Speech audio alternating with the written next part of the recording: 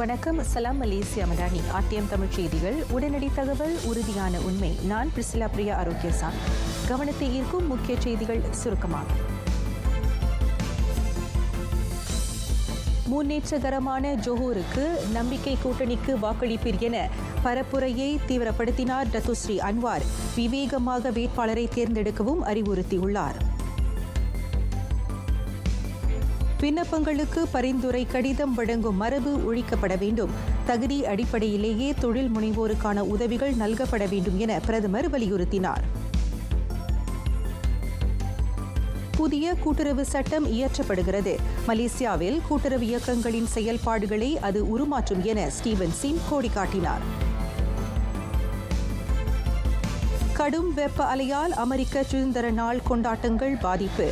ஐரோப்பாவிலும் பல்வேறு பகுதிகளில் காட்டுத் தீ பற்றி எரிகிறது. இரட்டை நிலநடுக்கம் உலுக்கிய வெனிசுவேலாவில் மீட்பு பணிகள் தொடர்கின்றன. சிகிச்சை மையங்களாக உருமாறியிருக்கின்றன திடீர் உணவகங்கள், பொது இடங்கள். செய்திகள் இனி விரிவாக. தொழில் முனைவோருக்கு உதவும் விண்ணப்பங்களில் பரிந்துரை கடிதம் இணைக்கும் போக்கு நிறுத்தப்பட வேண்டும். வெளிப்படையான, நியாயமான, உயர்நெறிமிக்க செயல்முறைகளை உறுதி செய்ய அது அவசியம். குறிப்பிட்ட தரப்பினரின் தலையீடு இன்றி ஒவ்வொரு விண்ணப்பமும் தகுதி அடிப்படையில் மதிப்பிடப்பட வேண்டும் என பிரதமர் டத்துஸ்ரீ அன்வார் இப்ராஹிம் வலியுறுத்தினார். முறைமை, வெளிப்படைத்தன்மை அடிப்படையிலான அணுகுமுறை வலுப்படுத்தப்பட வேண்டும். இதன் வாயிலாக கசிவுகளை தடுத்து எல்லா தொழில் முனைவோருக்கும் சமமான வாய்ப்பு கிடைப்பது உறுதி செய்யப்படும் என பிரதமர் கூறினார்.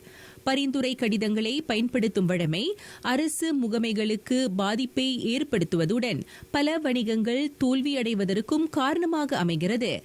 பல தசாப்தங்களாக மரபாக பின்பற்றப்படும் இந்த முறை வழக்கொழிக்கப்பட வேண்டும் என்றும் அவர் கேட்டுக் கொண்டார். சந்தை காரணிகளால் ஏற்படும் வணிக தோல்விகளை அரசாங்கத்தால் தடுக்கவியலாது.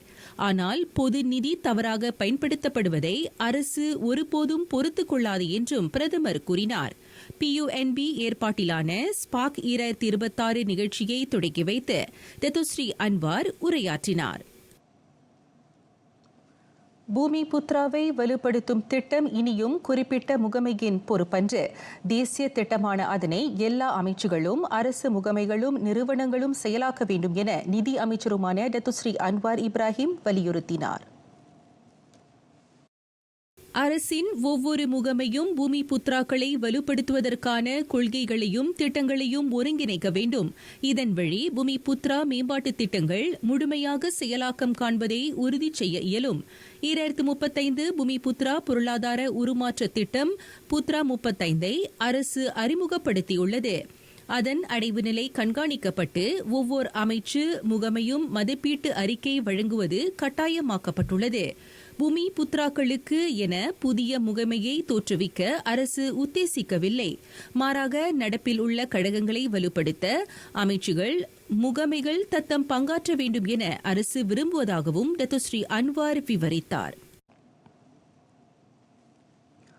1993 கூட்டுறவு சட்டத்திற்கு மாற்றாக புதிய கூட்டுறவு சட்டம் இயற்றப்படுகிறது. மலேசியாவில் கூட்டுறவு இயக்கங்களின் செயல்பாடுகளை உருமாற்றும் நோக்கத்தை அந்த முன்னெடுப்பு கொண்டிருப்பதாக தொழில் முனைவோர் கூட்டுறவு மேம்பாட்டு அமைச்சர் ஸ்டீவன் சிம் தெரிவித்தார். மலேசிய கூட்டுறவு ஆணையத்தின் ஒப்புதலை முன்கூட்டியே பெறாமலே கூட்டுறவு இயக்கங்கள் முதலீடு செய்யும் நெகிழ்வான நிபந்தனையை அந்த சட்டம் வழங்கும். அதேவேளை அங்கத்தினர் நலனை காக்கும் அணுகுமுறையையும் அந்த சட்டம் நிலைநிறுத்தும் என அமைச்சர் குறிப்பிட்டார். நாட்டில் கூட்டுறவுத்துறை தொடர்ந்து ஊக்கமூட்டும் வளர்ச்சியை பதிவு செய்து வருகிறது. முந்தைய ஆண்டை காட்டிலும் கடந்த ஆண்டும் அதன் வர்த்தக கொள்முதல் 20 விழுக்காடாக அதிகரித்துள்ளது.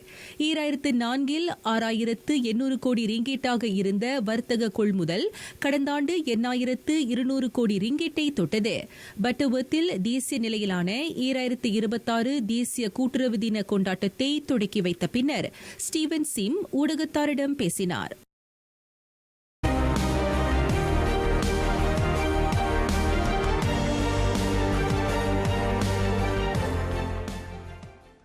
விவேகமாக தேர்வு செய்வீர். ஜொஹூரின் 16ஆம் மாநில தேர்தலில் வாக்களிக்கவிருக்கும் வாக்காளர்களுக்கு பக்கத்தான் ஹரப்பான் தலைவர் டத்தோஸ்ரீ அன்வார் இப்ராஹிம் விடுத்திருக்கும் அறிவுறுத்தல்.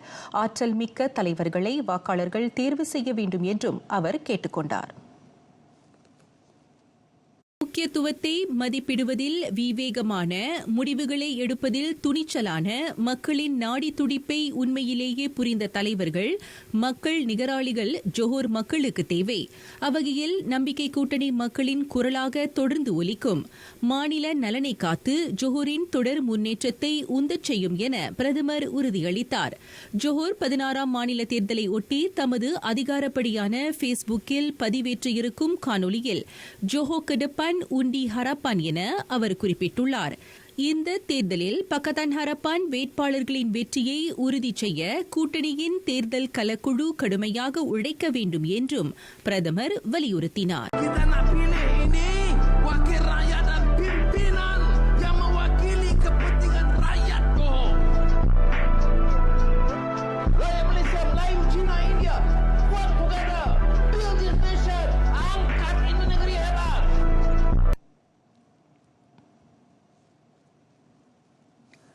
இனங்களுக்கு இடையிலான ஒருமைப்பாடு தொடர்ந்து பேணப்பட வேண்டும். ஜொஹூர் மாநிலத்தில் மட்டுமன்றி ஒட்டுமொத்த நாட்டின் எதிர்காலத்துக்கும் உத்தரவாதம் அளிக்க அது அவசியம்.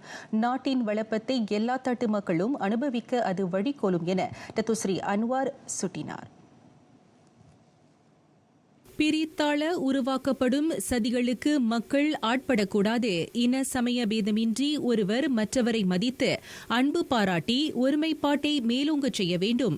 நாட்டின் பிரதமர் எனும் வகையில் எல்லா இனங்களுக்கும் உதவக்கூடிய கடப்பாடு தமக்கு உண்டு என்பதை எடுத்துக்காட்டிய டத்தோஸ்ரீ அன்வார் அதனை இனவாதமாக்கி அரசியல் லாபத்தில் குளிர்காய சிலர் முனைந்திருப்பதை சாடினார். நாட்டின் மேம்பாட்டு வளத்தை அனைவரும் அனுபவிக்க வேண்டும். மக்கள் நல்வாழ்வை மேம்படுத்தவே பல்வேறு கொள்கைகளையும் உதவி திட்டங்களையும் அரசு முன்னெடுத்திருப்பதாகவும் அவர் நினைவுபடுத்தினார். கித்தஜன் கே மடானி ஜொஹோ நிகழ்ச்சியில் டத்தோஸ்ரீ அன்வார் உரையாற்றினார்.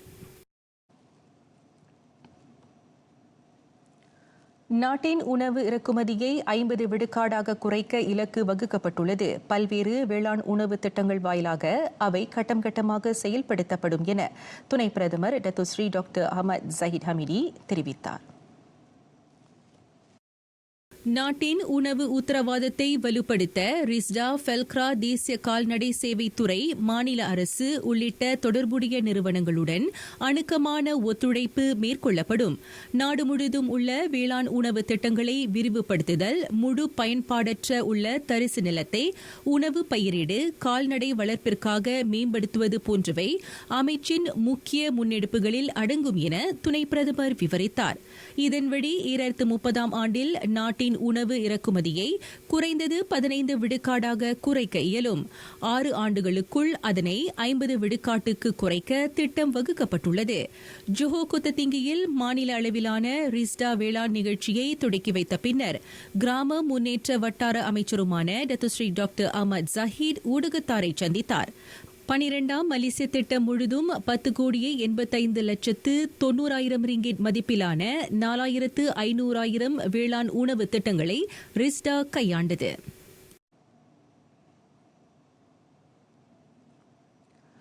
ஜொஹூர் மாநிலத்துக்கான பக்கத்தான் ஹரப்பான் தேர்தல் கொள்கை அறிக்கை சரியான தருணத்தில் வெளியிடப்பட்டுள்ளது. கூட்டணி கட்சிகளின் உச்ச தலைவர்களின் ஒப்புதலை பெற்று முழுமையான வகையில் அது வெளியிடப்பட்டிருப்பதாக நம்பிக்கை கூட்டணி தொடர்பு இயக்குநர் டத்தோ ஃபமி ஃபடில் வர்ணித்தார். முதலில் வேட்பாளர்கள் அறிமுகப்படுத்தப்பட்டனர். இப்போது மாநில தேர்தலுக்கான கொள்கை அறிக்கையும் வெளியிடப்பட்டுள்ளது.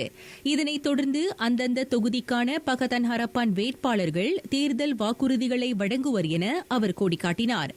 மக்கள் சந்திப்பு நிகழ்ச்சியில் பங்கேற்ற போது தொடர்பு அமைச்சருமான டத்தோ ஃபமி இதனை குறிப்பிட்டார்.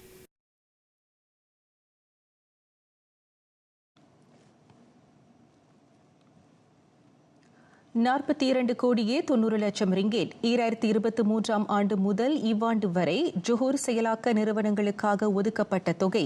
அந்த ஒதுக்கீட்டின் மூலம் அவற்றின் செயல்திறனை மேம்படுத்துவதோடு உறுப்பினர்களின் நலனை காக்க இயலும் என உள்துறை அமைச்சர் டத்தோஸ்ரீ சைஃபுடின் நசித்யோன் இஸ்மாயில் விவரித்தார்.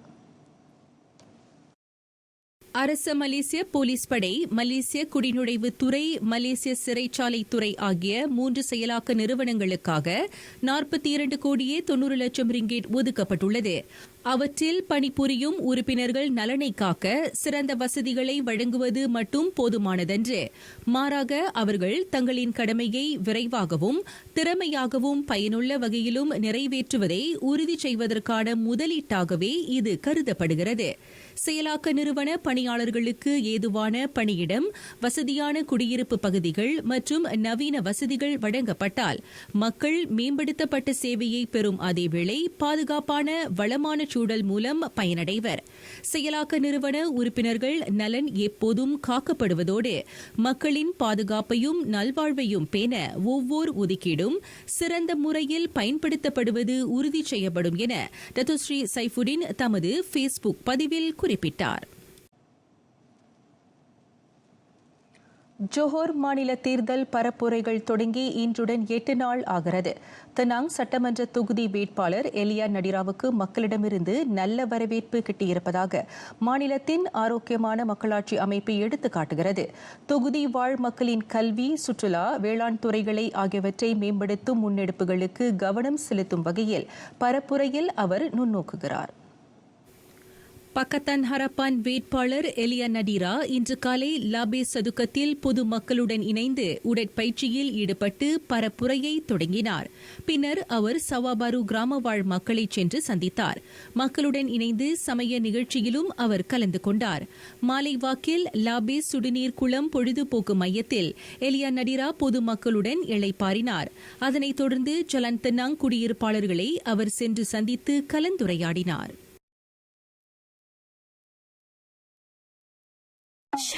Maggie Short Shoyu daging kapal haru. Lebih shoyu, lebih pekat. Jom rasa shock.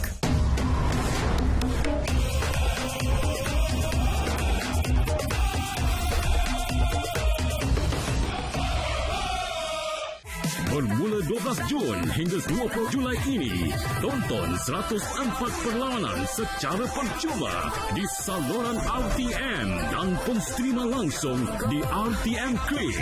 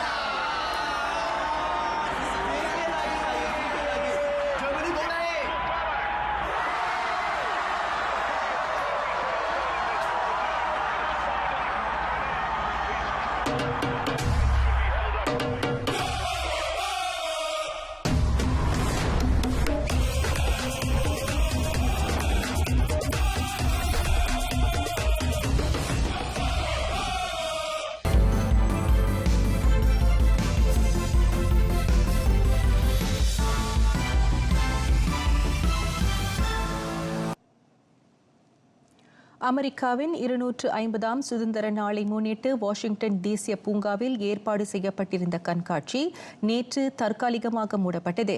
அந்த வல்லரசை வாட்டி வதைக்கும் அதீத வெப்பத்தால் பார்வையாளர்கள் சிலர் உடல் பாதிப்புகளை எதிர்கொண்டதை தொடர்ந்து இம்முடிவு எடுக்கப்பட்டது. வருகையாளர் ஒருவர் வெப்பம் தாழாது மயங்கி விழுந்ததை தொடர்ந்து குளிரூட்டி பொருத்தப்பட்ட பகுதிகளுக்கு விரைந்து செல்ல கண்காட்சியை காண வந்த மக்களை ஏற்பாட்டாளர்கள் பணித்தனர். பின்னர் கூடுதல் பாதுகாப்பு கூறுகளுடன் மாலை மணி 5 வாக்கில் கண்காட்சி மீண்டும் திறக்கப்பட்டது. வாஷிங்டனில் 40 பாகை செல்சியஸ் வெப்பம் பதிவு செய்யப்பட்டது. மக்கள் நலன் கருதி வெப்பவாதம் ஏற்படுவதை தவிர்க்க குளிரூட்டி பொருத்தப்பட்ட கூடாரங்களையும் நீரை குளிர்புகையாக வெளியேற்றும் கருவிகளையும் அதிகார தரப்பு பொருத்தியுள்ளது. அமெரிக்காவின் 250ஆம் சுதந்திர தினத்தை முன்னிட்டு இவ்வாறு இறுதி வரை நடைபெறும் கண்காட்சிக்கு ஆயிரக்கணக்கான பார்வையாளர்கள் வருகையளிப்பர் என கணிக்கப்படுகிறது. தென் பிரான்சில் நெடுஞ்சாலை அருகே ஏற்பட்ட காட்டுத் தீ மோசமான நெரிசலுக்கு வித்திட்டது. தீ சாலைக்கு பரவாமல் இருப்பதை உறுதி செய்ய வான்வழி தீயணைப்பு நடவடிக்கைகள் மேற்கொள்ளப்பட்டன.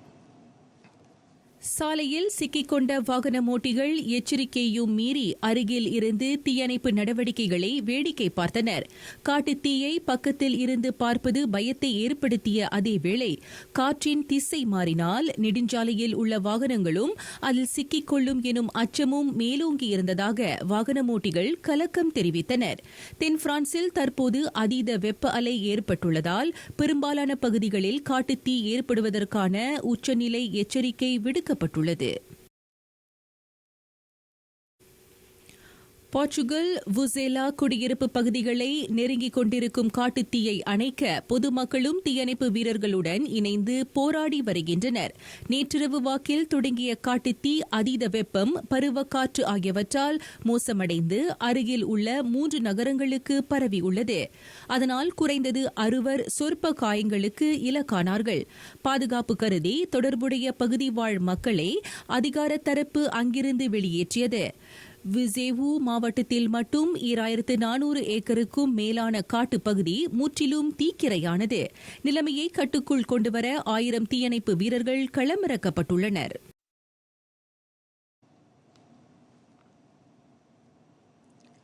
இந்தியாவின் மேற்கு மற்றும் மத்திய பகுதிகளில் தொடரும் கனமழை கடுமையான வெள்ளத்திற்கு வித்திட்டது. அதனால் அங்கு போக்குவரத்து சேவைகள் பாதிக்கப்பட்டுள்ளன. குஜராத்தின் வல்சாட் நகரில் உள்ள வீடுகள் வெள்ளத்தால் சேதமுற்றன. ராஜ்கோட்டில் ஏற்பட்டுள்ள வெள்ளத்தில் பாலம் ஒன்று இடிந்து விழுந்ததாக அதிகாரிகள் தெரிவித்தனர். தேங்கியிருக்கும் அசுத்தமான நீரால் தோல் சம்பந்தப்பட்ட நோய்களுக்கு இலக்காகும் ஆபத்து உள்ளதென குவாஹாத்தி நகரவாசிகள் கலக்கம் தெரிவித்தனர். இந்தியாவின் நீர் வளங்களுக்கு தேவையான 70 விழுக்காட்டு நீர் பங்களிப்பை ஆண்டுதோறும் பருவமழை காலம் வழங்குகிறது. அது அந்த வல்லரசின் பொருளாதாரத்தையும் உந்தச் செய்கிறது. பாரதத்தின் மக்கள் தொகையில் பாதி பேர் விவசாயத்தை நம்பியே தங்களின் வாழ்க்கையை நகர்த்துகின்றனர். ஆனால் அதன் பெரும்பாலான விவசாய நிலங்களில் முறையான நீர்ப்பாசன வசதி கிடையாது. மழை நீரை நம்பியே பெரும்பாலான விவசாயிகள் தொழிலில் ஈடுபடுகின்றனர். 4 மாதங்கள் நீடிக்கும் பருவமழை காலத்தில் ஜூலை மாதத்தில் மழை பொழிவு அதிகமாக பதிவு செய்யப்படும். எனவேதான் இன்னல்களை கொண்டு வந்தாலும் விவசாயிகளுக்கு இது மிக முக்கியமான பருவமாக நீடிக்கிறது. வெனிசுவேலா கராபால்கேடாவில் ஏற்பட்ட ஆற்றல் வாய்ந்த இரட்டை நிலநடுக்கத்தை தொடர்ந்து இடிந்த கட்டட இடிபாடுகளில் 8 நாள்களாக புதைந்திருக்கும் சிறுவன் இன்னமும் உயிருடன் இருப்பதாக நம்பப்படுகிறது. 12 மாடிட கட்டடத்தின் இடிபாடுகளுக்கு அடியில் சிக்கிய அந்த 9 வயது ஃபாபியோ பஸ்டாடோவை மீட்க போராடி வருகிறது மீட்புக் குழு. நேற்று வரை ஃபாபியோ ஒலியை பயன்படுத்தி பதிலளித்து வந்ததாக மீட்புக் குழு வீரர் யான் சோசா தெரிவித்தார். வெனிசுவேலாவில் மழைக்காலம் தொடரும் நிலையில் தேடி மீட்கும் பணி கடினமாக இருக்கிறது. மீட்பு பணியில் பல்வேறு சவால்களை சந்தித்தாலும் ஃபாபியோவின் தந்தை பிரான்சிஸ்கோ பாஸ்டார்டோ மகனை மீட்கும் தமது முயற்சியை கைவிடவில்லை என யான் சோசா குறிப்பிட்டார்.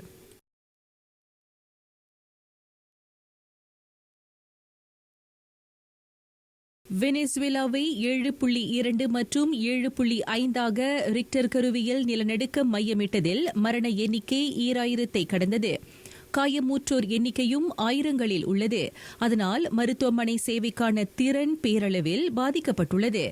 கராபாயலாவில் நேற்று வரை உணவு வழங்கிய மெக்டானல்ட்ஸ் இன்று உயிர்காக்கும் மருத்துவ முகாமாக மாறியிருக்கிறது.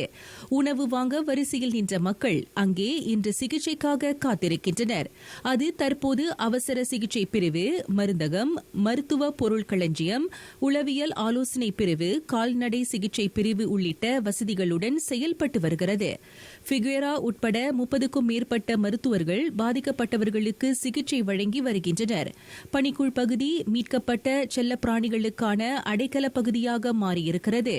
கட்டியாலாராமாவில் உள்ள ஒரு பேருந்து முனையத்திற்குள் அமைக்கப்பட்ட மற்றொரு தற்காலிக சுகாதார மையத்தில் பாதிக்கப்பட்ட சுமார் 4000 பேருக்கு சிகிச்சை அளிக்கப்படுகிறது.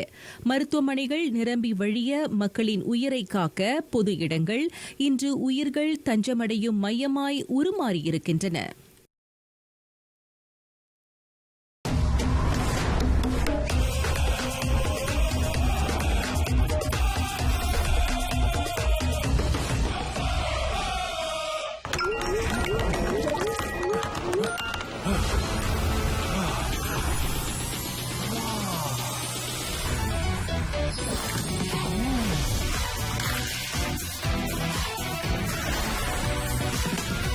Alami masa rehat keemasan bersama KitKat Gold.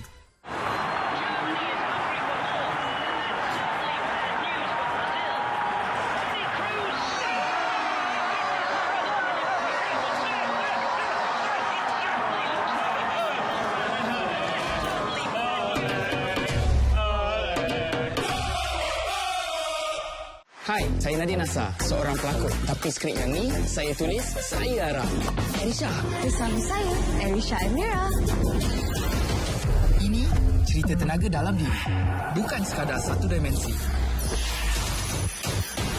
Kerana selagi kami terus bertenaga, action. Selagi itulah, kami akan terus berani untuk mencipta. Sedia? Jom, cipta nama.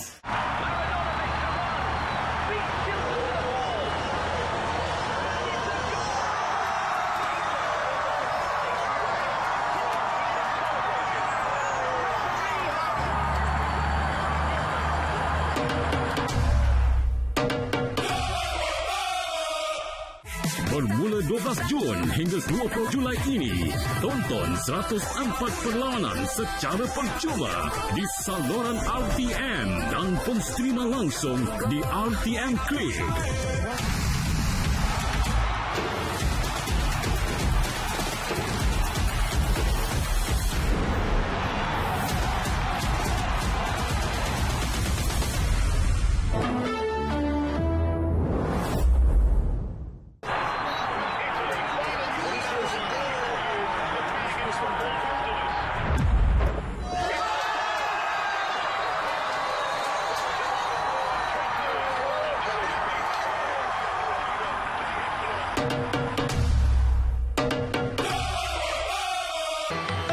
Thirukkural. இளமென்று வெக்குதல் செய்யார் புலம் வென்ற புன்மையில் காட்சியவர். ஐம்புலன்களையும் வென்று தெளிந்த நல்லறிவுடையவர்கள் எந்த சூழ்நிலையிலும் தம்மிடம் எதுவும் இல்லை என்ற நிலை வந்தாலும் பிறர் பொருளை கவர, அதாவது ஒருவரை ஏமாற்றி அவருடைய உடைமைகளை அபகரித்துக் கொள்ள நினைக்க மாட்டார்கள் என எடுத்துரைக்கிறார் திருவள்ளுவர்.